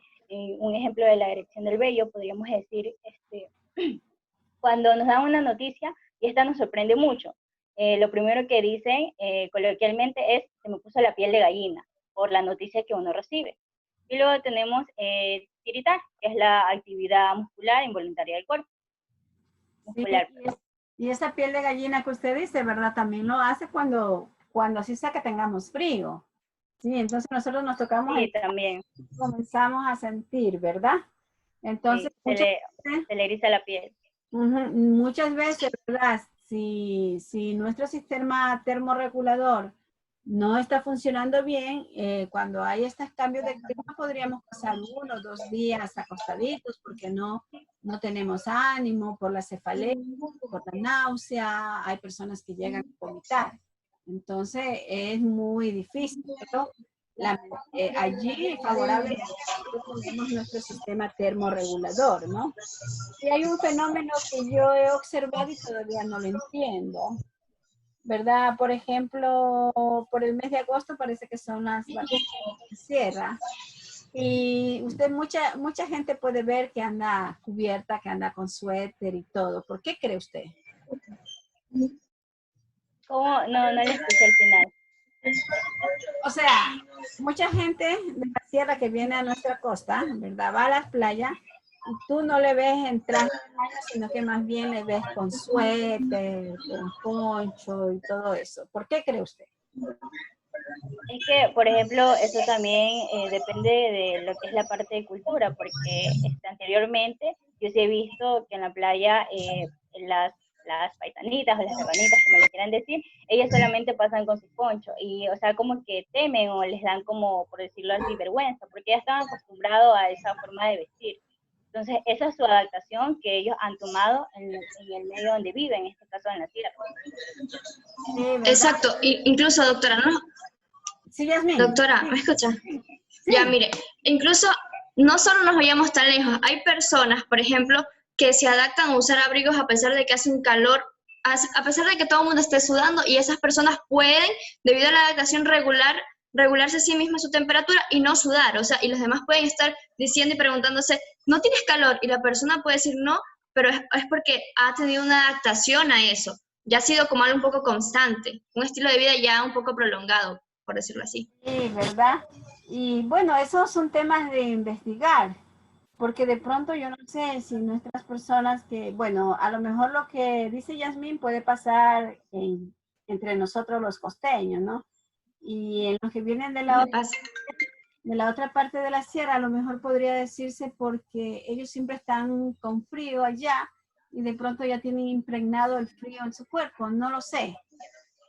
O sea, y eso nos tocaría investigar, ¿verdad? Eso sería como un tema de investigación, a ver qué podríamos nosotros encontrar, el por qué el comportamiento de estas personas, ¿verdad?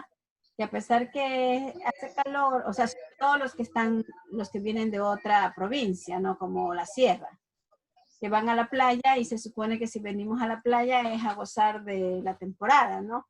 Pero ellos en cambio están con su abriguito, entonces a lo mejor será porque ellos siempre están en el clima y ya el frío lo tienen impregnado en su cuerpo, qué sé yo. Entonces ya ves que es un tema muy interesante para investigarlo.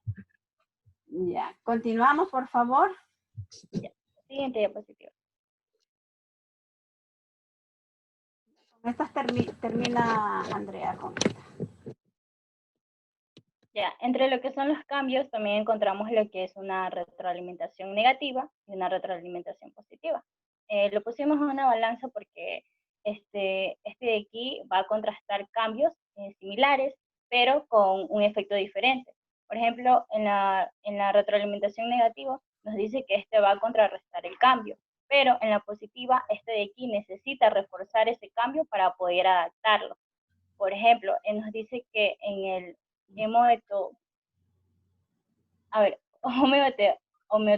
homeotermo, este de aquí nos dice que cuando dos mamíferos se abrazan, este de aquí, o sea, significa ese término, ¿no? Pero el término contrario, que es el endotermo, nos dice que cuando estos mamíferos mantienen lo que es la temperatura constante de su cuerpo, va a ser diferente a lo que es la temperatura exterior, entonces lo hacen propiamente, mientras que en el primero necesita otro mamífero para poder hacerlo.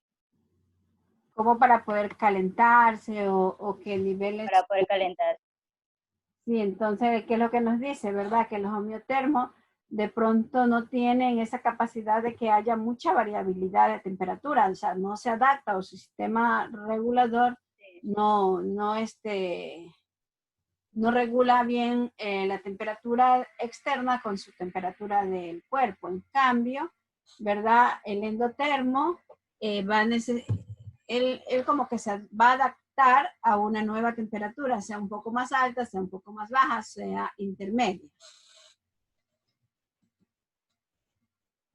Gracias. Siguiente. A ver, ahora vamos con Milena. No, falto yo. ¿Quién falta? No, doctora, yo ya expuse. Yo, Yasmín. A ver, Yasmín. Ya. Ahora vamos a hablar de lo que son 3 reglas térmicas que se van a derivar de la temperatura y la masa del individuo. Tenemos 3, en este caso tenemos las de Berman, que esta de aquí se va a aplicar tanto en mamíferos como en aves, y consiste en que los animales de una misma especie van a aumentar su tamaño corporal si es que aumenta la altitud y latitud. En cuanto a la regla de Allen, esta va a ser parecida, pero en esta va a haber un poco más de complejidad, ya que va a haber cambios físicos en lo que son los animales, y en esta de aquí también entran lo que son los anfibios o reptiles. En el caso de la regla de Gloger, básicamente es una relación entre la pigmentación de la piel con la temperatura y la humedad del ambiente, y básicamente estos van a ser dirigidos hacia lo que son las aves. Por ejemplo, en zonas áridas van a predominar los colores amarillo y pardo pálido, mientras que en zonas húmedas van a predominar los colores pardos o negro. Siguiente, por favor.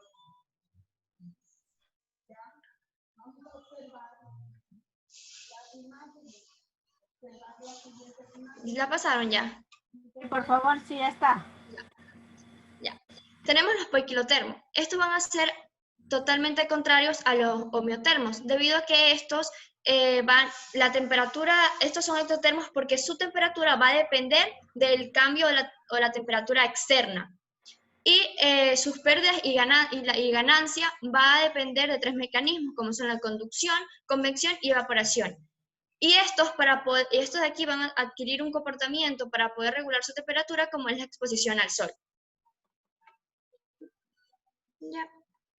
¿Y qué pasa si nosotros tenemos un animalito que está criado en un agua salina y quiere volver o se pasa al agua dulce?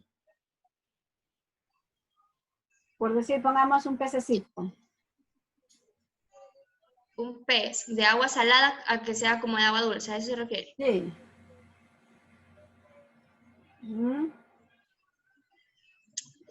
Depende. Puede haber una adaptación y él se puede adaptar. Hay dos opciones, que él se pueda adaptar a ese medio y pueda subsistir, es decir, vivir. Pero también está la otra opción, que es que no puede adaptarse y por ende muere, ¿no? Sí, muy bien, Yasmin. Pero, y eso es lo que venían hablando mis compañeras en cuanto a adaptación. Sí, ¿verdad? No nos debemos olvidar que nuestras aguas dulces desembocan en el mar, ¿no? Y por eso pues ya nuestros animalitos pues como que sí se podrían adaptar al agua dulce, pero sin embargo ellos dicen que tienen los lacrimales, ¿verdad? Y la parte donde ellos respiran, la bráquea, ellos tienen algo que les eleva, ¿verdad? Para poder subsistir al agua dulce. Ya, ¿qué es lo que no pasaría a lo mejor con nuestros animalitos? Porque en cambio, el agua del mar no entra al río, pero el agua dulce del río sí entra al mar. Entonces, de una u otra manera, si están en orilla, tienen ese contacto. Sigamos. Bueno, solo te tocaron 2, ¿no?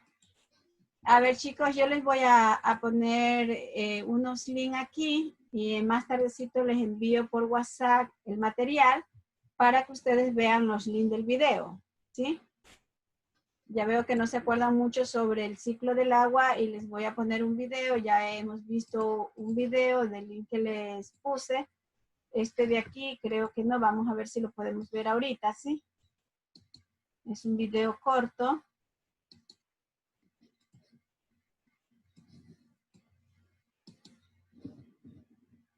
Y también después de este video quiero compartir con ustedes a un seminario, ¿verdad? Que yo fui invitada, no a un seminario, a un webinar, que fui invitada y me gustaría compartirlo porque a pesar que nosotros podríamos decir que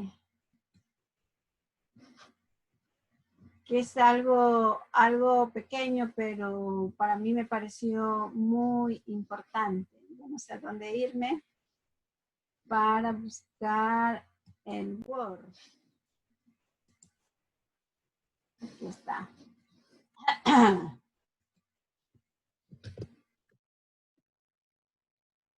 Pero no, este no es.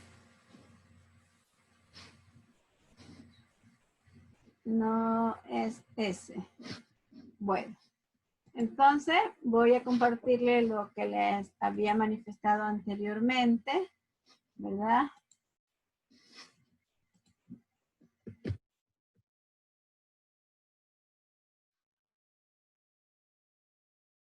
¿Sí ven? ¿Sí ven, chicos?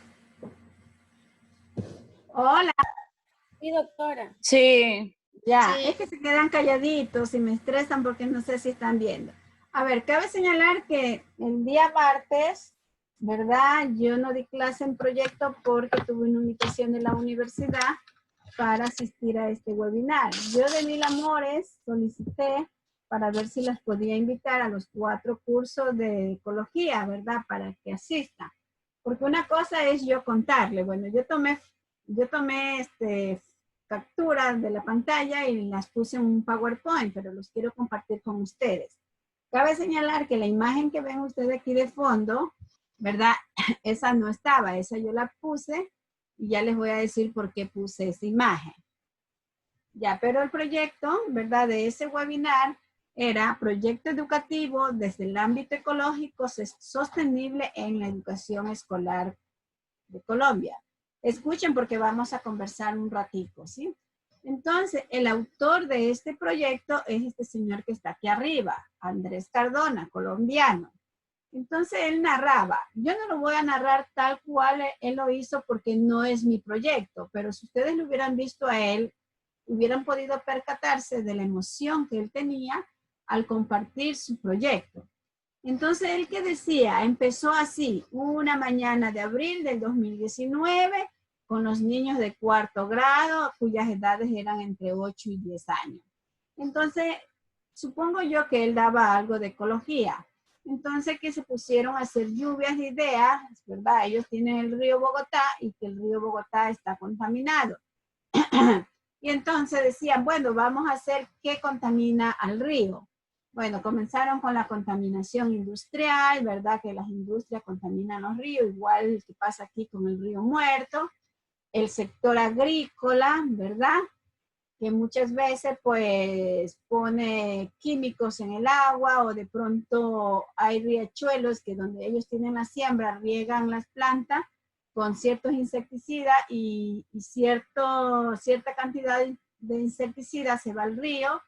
Tenemos el petróleo, ¿verdad? No conozco el río de Colombia, pero asumo que por ahí ha de haber una industria que hace derrames de combustible o de pronto andan, no sé si se llaman canoas allá y se les derrama el petróleo, el diésel o el combustible del motor. Y por último aterrizan aquí, en la parte doméstica, ¿no? Entonces comenzaban a hablar los niños cómo contaminaban ellos el río. Entonces los niños decían lavando la ropa. Entonces uno de los niños dice, ah, bueno, si lavar la ropa contamina el río, entonces vamos a tener que usar una ropa 3 días, tratar de ensuciarla para que dure 3 días y así contaminar menos el ambiente, ¿verdad? Luego uno de los niños dice, ah, el aceite, pero mi mamá bota el aceite por el lavabo. Entonces, ¿dónde va ese lavabo? El agua del lavabo va al río. Entonces, y así uno dice, pero mi mamá recoge el aceite en una fundita y luego la bota a la basura. Igual contamina el ambiente, no el río, pero el ecosistema. Entonces uno de los niños dice, no, en mi casa no hacen eso. Dice, mi mamá tiene un tacho grande, allí pone todo el aceite quemado, cuando ese tacho está lleno se lo lleva a mi abuelita. Entonces le preguntan, ¿y qué hace tu abuelita con eso? Mi abuelita vende el aceite a un señor. Y este señor a su vez vende en una fábrica para hacer jabones. Bueno, y así de tantas cosas que hablaban ellos, se les ideó reciclar el aceite y venderlo, ¿verdad? Entonces dice que así empezó esto. Ya. La recolección del aceite utilizado, ¿verdad? Como una alternativa sostenible en esta comunidad en el río Bogotá. Entonces tienen 2 retos. Dice, primero, ¿cómo vamos a llamar el proyecto? Entonces, no lo podían llamar superhéroes porque ya están estos superhéroes. Así dijo el profesor. No, pero yo por eso le puse la imagen. No lo podemos llamar superhéroes porque ya hay los superhéroes. Entonces, le pusieron super salvadores ecológicos, ¿verdad? Super salvadores ecológicos. Y uno de los retos de estos super salvadores ecológicos era que toda la escuela interviniera en el mismo proyecto. O sea, no hacer un proyecto por grado, sino que sería un proyecto general para la escuela. Entonces ahí veían, dice, viene un reto. Entonces los niños comenzaban a hablar con los niños más grandes, el señor Cardona con los otros docentes, los niños con sus amigos, con sus hermanos, familiares que estudiaran en la misma escuela, y así llega y participa toda la escuela. Bueno, esto de aquí no lo entiendo bien porque yo no sé si estos señores de aquí participaron en la serie, ¿ya? Dice, en una misión por salvar el río de Bogotá, dice que aparecen los poderosos villanos. El malvavisco, que es el señor aceitoso, o sea, el aceite. La bruja ignorancia, no sé, a esa es la ignorancia nuestra. Y el torpedo, dice que el torpedo no eran otra cosa que los padres y madres de familia que no querían apoyar a los niños, ¿verdad?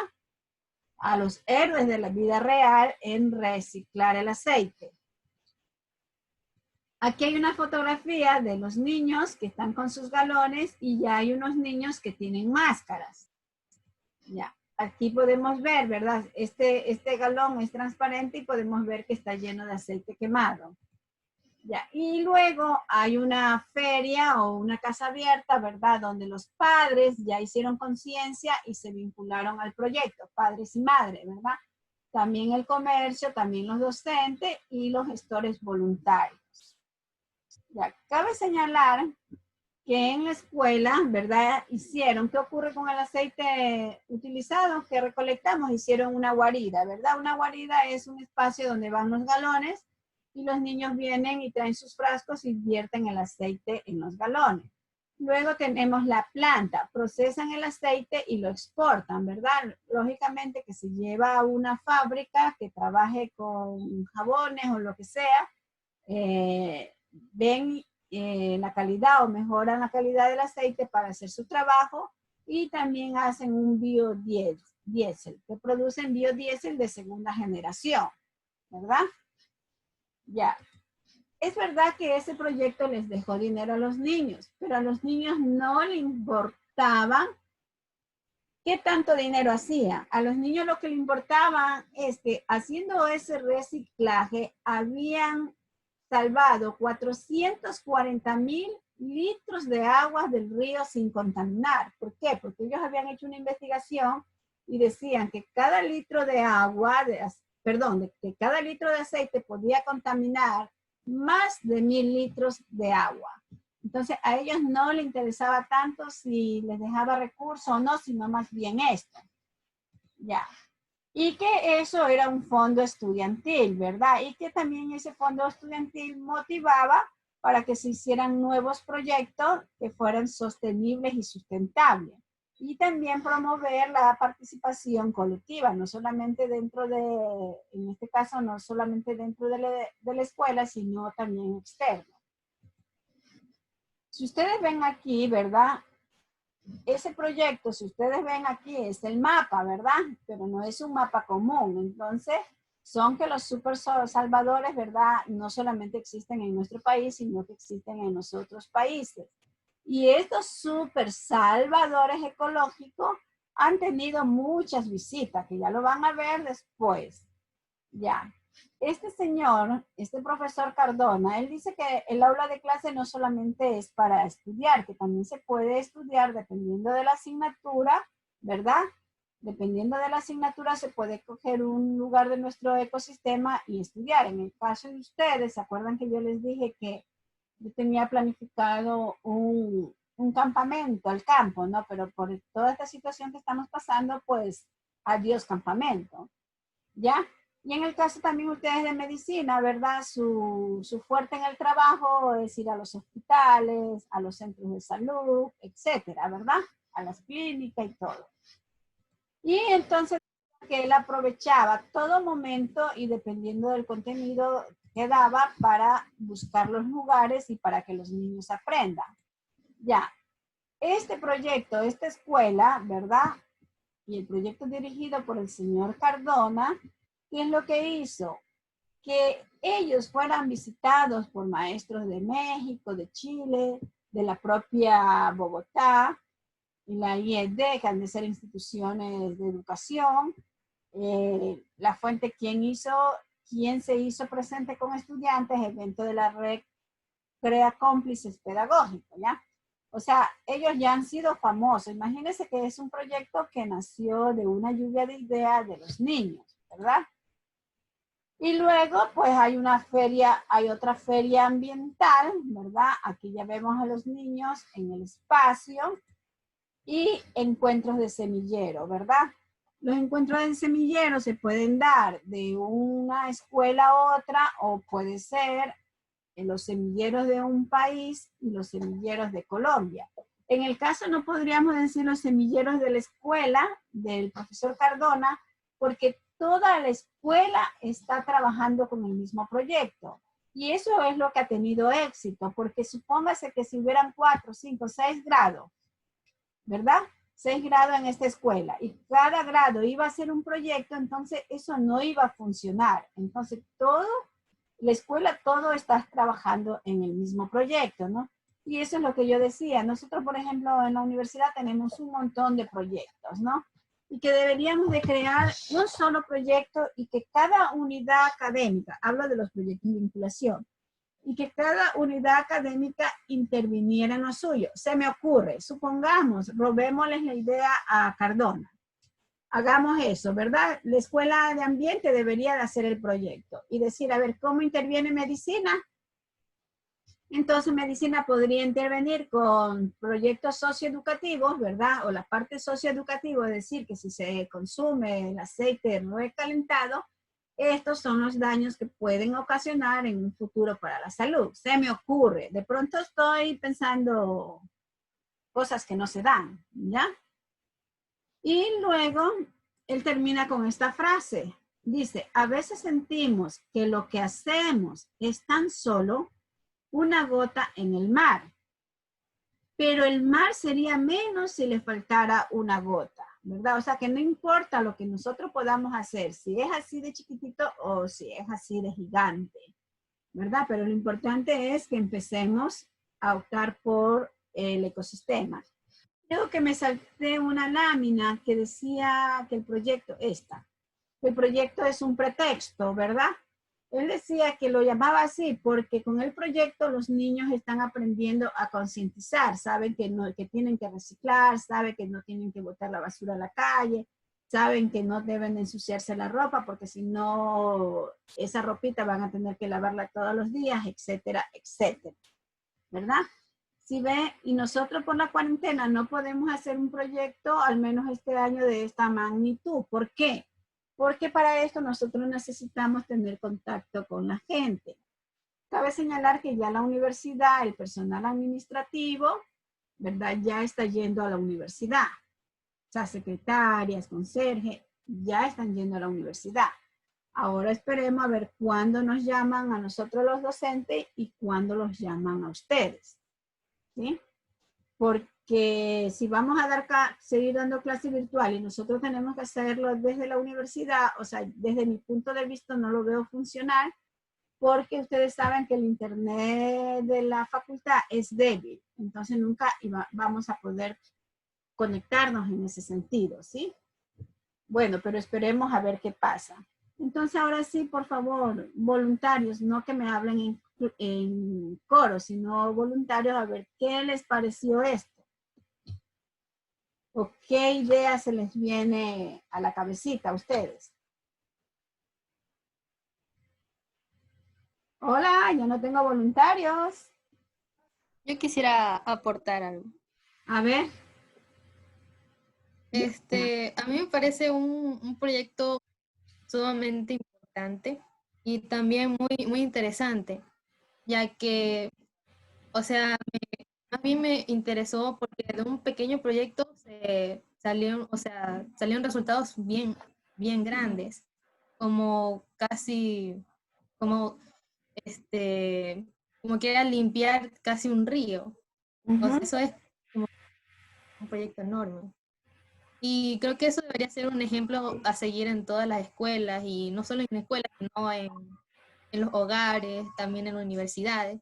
Y creo que podríamos implementar esta idea en medicina como quiera, cuando nos toquen las visitas así de casa en casa y decir, así cuide el ambiente, o también recicle, y cosas así. O también podríamos hacer nosotros un proyecto parecido, pero que también aporte un punto a favor al medio ambiente. Como, por ejemplo, o sea, estaba pensando en una idea, por ejemplo, un día una semilla, aprovechando aquí la cuarentena.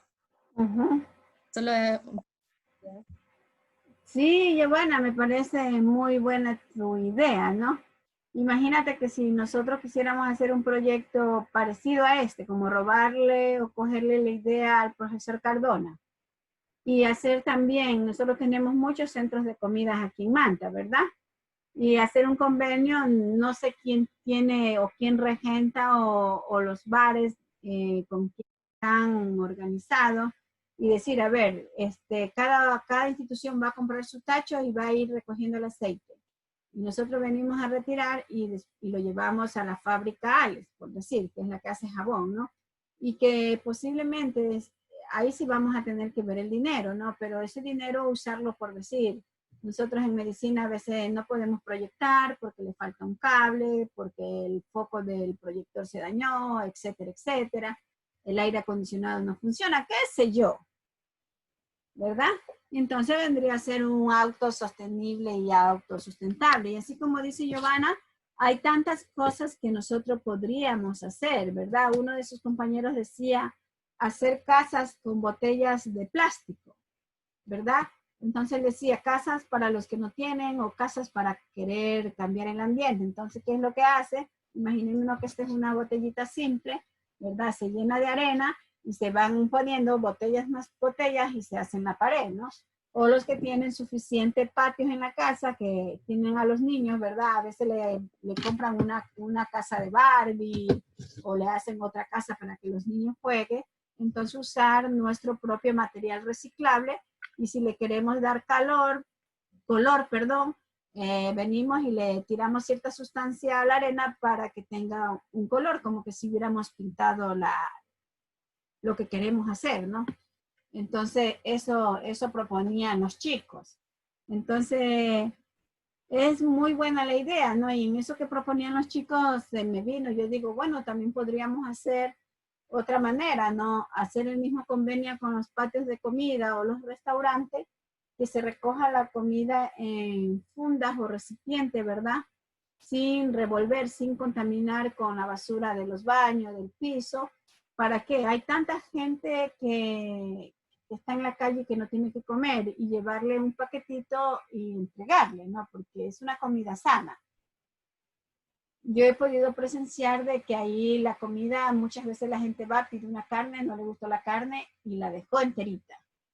Sí, y entonces eso se podría hacer. Bueno, y también viendo las condiciones de higiene. ¿Y eso cómo influye a salvar nuestro ecosistema? Todo ese desperdicio de comida, ¿verdad? Se va en este caso, ¿cómo se llama? El vertedero de basura por San Juan.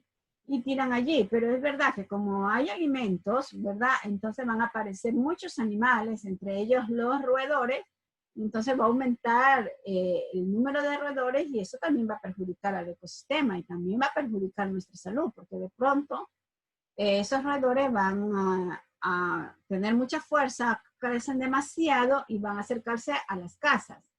Entonces, es una forma también de mirar el ecosistema desde ese punto de vista. Y así ustedes podrían hacer muchas cosas, ¿verdad? Y esto que les acabo de mostrar a ustedes es más o menos cómo tienen que hacer ustedes la propuesta de solución. No importa si nuestra propuesta de solución es socioeducativa, en vez de hacer un PowerPoint, viene y se hace un vídeo y se le pone motivos por decir, supongamos algo de alcantarillado que vi, ¿no? Entonces, ¿qué pasa si los alcantarillados no se cuidan? O sea, hacerlo como algo llamativo, no importa si dura 5 o 10 minutos, pero lo importante es hacer un video de esa forma, llamativa, ¿sí? ¿Alguien más que quiera aportar en algo? Ya se fueron toditos.